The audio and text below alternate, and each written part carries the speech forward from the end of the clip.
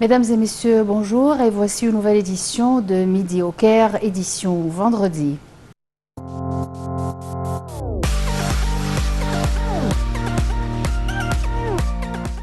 Le président de la République, Abdel Fattah el-Sisi, a donné des directives d'achever le développement des axes routiers et des ponts dans le quartier du Nouveau Caire. Le chef de l'État s'est entretenu avec le président du service de génie militaire, général Ihab el-Faur, en présence du général Amir Saïd Ahmed, conseiller du président pour la planification urbaine.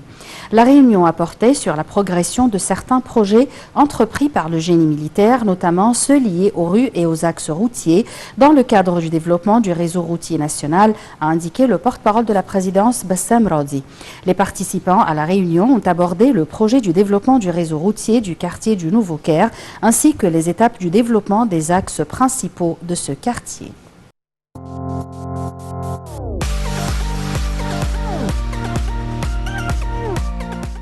Les politiques égyptiennes de réforme économique sont fort louables, a souligné le nouveau directeur de Business France-Égypte, Philippe Garcia, les qualifiant de bénéfiques et hautement prometteuses.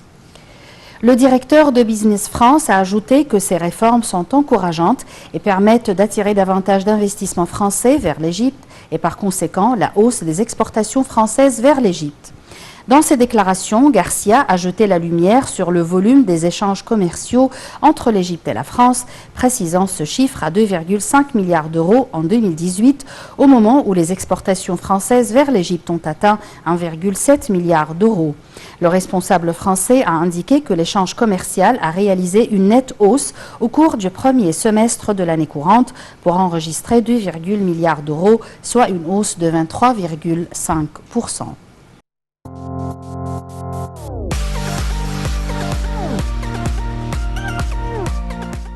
Le ministre des Affaires étrangères, Sameh Choukri, a déclaré que les réunions tenues à Washington concernant le barrage de la Renaissance avaient abouti à des résultats positifs de nature à ajuster le déroulement des négociations et leur mettre un calendrier évident et précis.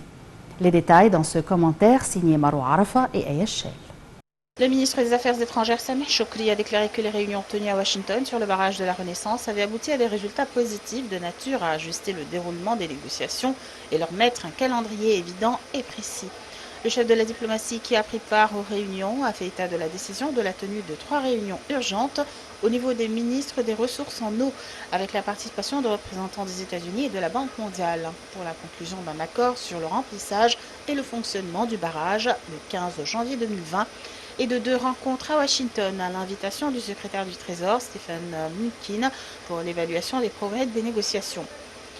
Le président Abdel Fattah el-Sisi exprime une forte appréciation pour le parrainage par le président américain Donald Trump des négociations, de l'accueil des ministres des Affaires étrangères de l'Égypte, du Soudan et de l'Éthiopie, et du rôle central des États-Unis qui reflète la profondeur des relations stratégiques entre les deux pays, ce qui renforce la stabilité et le développement dans la région de l'Est de l'Afrique, a-t-il dit.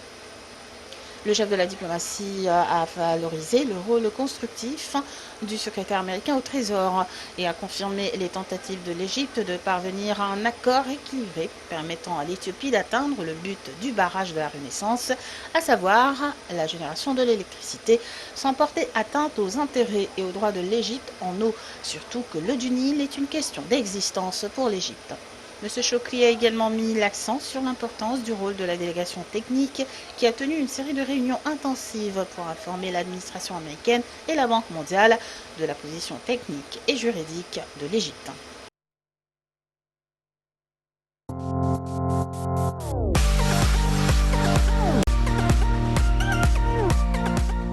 Le plus haut conseiller de la Chine, Wang Yang, a encouragé les entreprises chinoises en Égypte à jouer un rôle plus important dans l'approfondissement de l'amitié et de la coopération sino-égyptienne. Selon un rapport publié par l'agence de presse chinoise Xinhua sur la rencontre de M. Wang, président du comité national de la conférence consultative politique du peuple chinois, avec les représentants de 25 entreprises chinoises en Égypte en marge de sa visite officielle dans le pays, le responsable les a félicités pour avoir servi de passerelle majeure pour la coopération commerciale et économique entre la Chine et l'Égypte. Les détails avec Marwa Arafa et Aya Chel.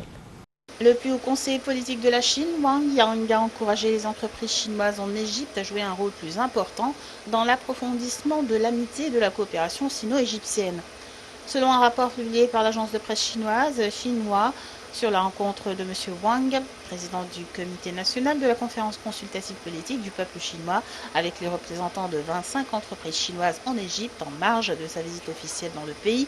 le responsable les a félicités pour avoir servi de passerelle majeure pour la coopération commerciale et économique entre la Chine et l'Égypte. Les représentants de sociétés telles que la Banque de développement de la Chine, la zone de développement économique et technologique de Tianjin, Huawei Technology, China State Construction Energy Corporation et China Petrochemical Corporation ont informé M. Wang de leurs activités en Égypte et formulé des avis en matière de politique pour la promotion des liens sino-égyptiens. De son côté, M. Wang a évoqué l'initiative La ceinture et la route, la qualifiant de plateforme importante pour la construction d'une communauté de destin pour l'humanité, un concept proposé par le président chinois Xi Jinping. Dans le cadre de ce concept, la Chine a pour ambition de jouer un rôle de bâtisseur de la paix mondiale et de contributeur au développement mondial, a déclaré M. Wang, ajoutant que l'ICR a acquis une large reconnaissance parmi les différents pays, dont l'Égypte, qui ont rejoint l'initiative.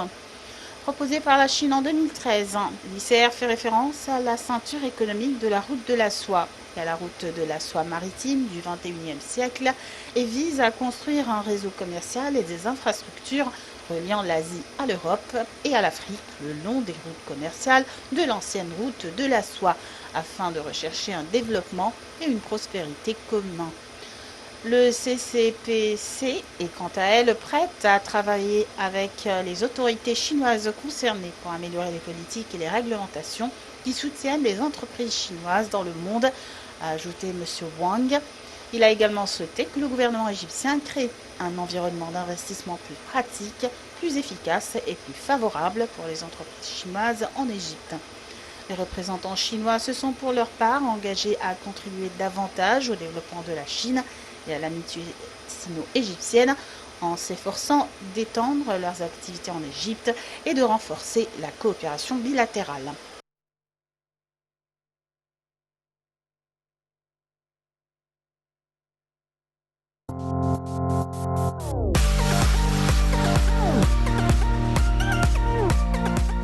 Bloomberg a loué dans un récent rapport l'impact positif de la réforme économique menée par le gouvernement égyptien, avec en tête le recul du taux d'inflation à son plus bas niveau depuis 9 ans. Dans un rapport, Bloomberg a prévu que la commission chargée de la politique monétaire à la Banque centrale d'Égypte prendrait lors de la réunion la semaine prochaine une décision de réduire à nouveau le taux d'intérêt, ce qui boosterait les investissements du fait que ceci réduit le coût d'emprunt des banques. Selon le groupe financier américain spécialisé dans les services aux professionnels des marchés financiers et dans l'information économique et financière, le recul du taux d'inflation en octobre dernier reflète une baisse du prix des denrées alimentaires et les boissons, tous deux constituant les principaux produits consommés par le citoyen égyptien, d'après l'organisme central de la mobilisation et des statistiques CAPMAS, enregistrant ainsi le record le moins élevé depuis septembre 2010. Bloomberg a également relevé que le recul du taux d'inflation annuel est une des grandes réalisations de la Banque centrale d'Égypte depuis la mise en place du programme de réforme économique.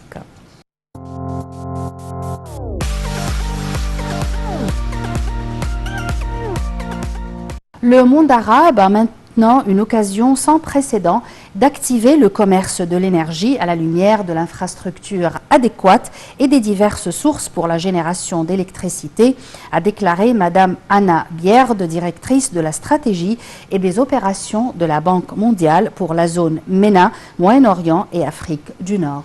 Elle a souligné qu'au cours des 4 dernières décennies et avec des aides financières de diverses institutions internationales, les pays arabes avaient travaillé pour développer le réseau électrique. L'Égypte, par exemple, dispose d'une infrastructure impressionnante, la centrale électrique d'El Khoraimet, pour la production d'électricité qui a été construite à hauteur de 40% de la composante locale, a rappelé Madame Bierd.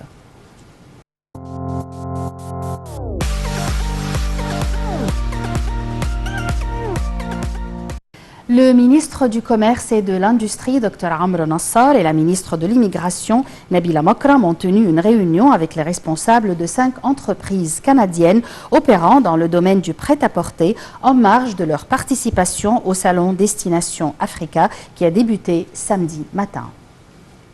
La réunion a porté sur les grandes opportunités d'investissement disponibles dans le secteur des textiles et du prêt-à-porter sur le marché égyptien et la possibilité de mettre en place des projets communs pour répondre aux besoins du marché local et exporter vers les marchés régionaux et les marchés du continent africain. Nassar a déclaré que le marché égyptien permettait l'arrivée des produits égyptiens sur les marchés mondiaux dans le cadre d'accords de libre-échange couvrant les marchés du continent africain, des pays arabes, des États-Unis d'Amérique et de l'Union européenne.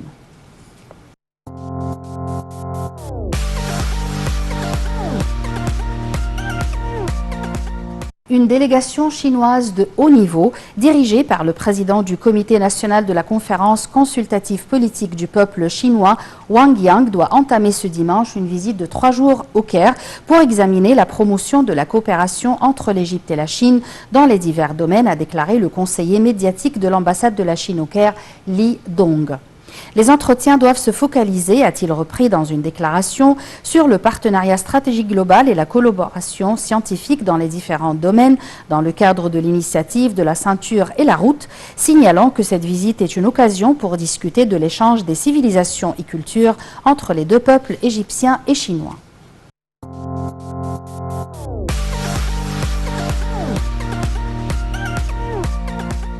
Le ministère du pétrole et de la richesse minière a annoncé la production de 80 millions de pieds cubes de gaz par jour du puits Silva de la phase 9B du projet de l'ouest du delta du Nil dans la concession aux eaux profondes en Méditerranée.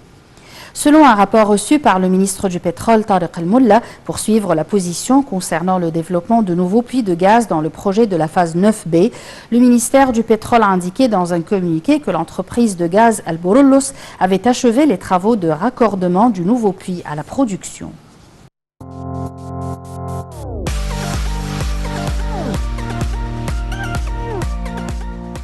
Des entreprises pharmaceutiques mondiales qui investissent dans le secteur pharmaceutique en Égypte ont dit qu'elles voulaient lancer davantage d'investissements dans le pays qui peuvent devenir un centre régional de ces entreprises au Moyen-Orient et en Afrique. Les représentants de ces entreprises ont indiqué qu'ils cherchaient à tirer profit des incitations disponibles grâce à la loi sur les investissements après ces récentes modifications, louant les mesures prises pour améliorer le climat d'investissement et les efforts déployés par le ministère de l'Investissement en coordination avec le ministère de la Santé pour faire disparaître les obstacles qu'affrontent les investisseurs dans le domaine des... Selon un communiqué du ministère de l'Investissement et de la Coopération internationale, la ministre Sahar Nasr a discuté avec des entreprises mondiales investissant dans le secteur des médicaments en Égypte de l'augmentation des investissements des entreprises mondiales et des moyens de surmonter tout obstacle entravant ces entreprises.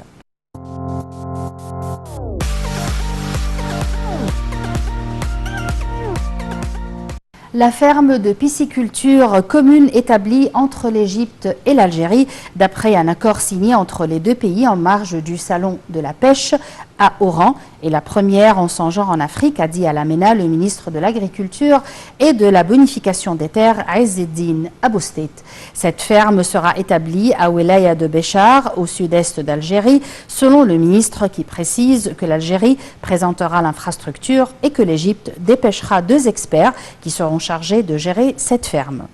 La ferme est le fruit de la coopération entre l'Égypte et l'Algérie dans le domaine de la pisciculture, a-t-il dit, ajoutant qu'un accord a été trouvé entre l'Égypte et l'Algérie pour transférer à celle-ci les expériences égyptiennes.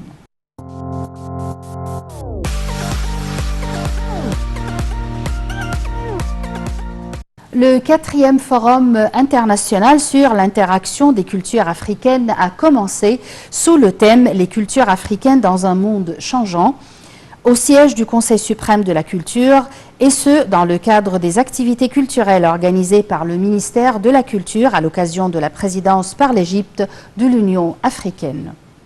Un grand nombre de chercheurs et de spécialistes de 20 pays africains prennent part au forum qui examine jusqu'au 4 novembre nombre de sujets, notamment la lecture de la politique africaine, la révolution digitale, la sauvegarde du patrimoine culturel africain, la femme africaine dans les cultures africaines, l'interaction culturelle arabo-africaine, les institutions de la société civile et le développement culturel en Afrique, la propriété intellectuelle et la protection du patrimoine culturel africain.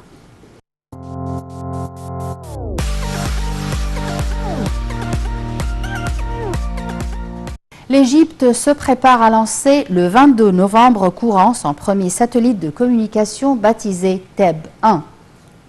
Le satellite TEB 1 sera lancé à l'aide de la fusée Ariane 5 depuis la société de lancement de satellites française Ariane Space dans la ville de Kourou en Guyane française en Amérique du Sud. Ce nouveau satellite fournira des services d'Internet à large bande aux particuliers et aux entreprises en Égypte et dans certains pays d'Afrique du Nord et du bassin du Nil.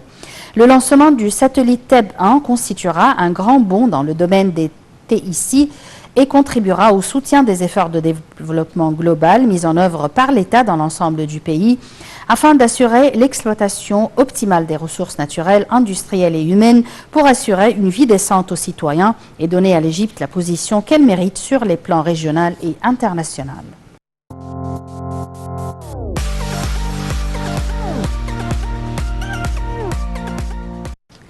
L'envoyé spécial du président russe pour le Moyen-Orient et l'Afrique, Mikhail Bogdanov, également vice-ministre des Affaires étrangères, a déclaré que Moscou se préparait bien pour célébrer l'année de la coopération humanitaire entre l'Égypte et la Russie qui englobe tous les domaines de la culture. Monsieur Bogdanov a tenu ses propos lors de sa rencontre avec Cherif Gued, président de l'Union arabe et secrétaire général de l'Union africaine des diplômés des universités soviétiques et russes, sur les programmes proposés pour l'organisation de l'année de la culture égypto-russe en 2020. La rencontre a été tenue au siège du ministère russe des Affaires étrangères à Moscou, selon un communiqué distribué par le Centre culturel russe au Caire.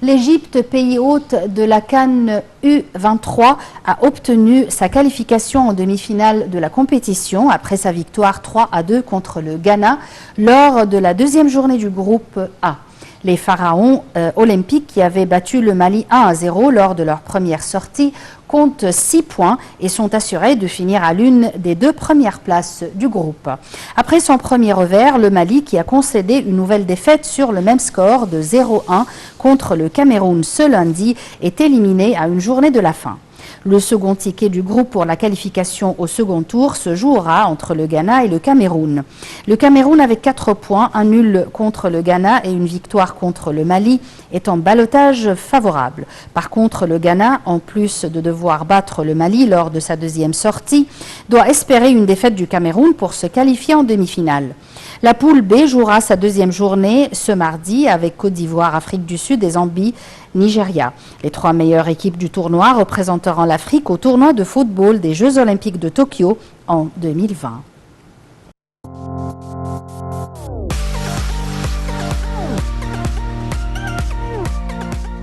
C'était tout pour cette édition de Midi au Caire. Merci de l'avoir suivi.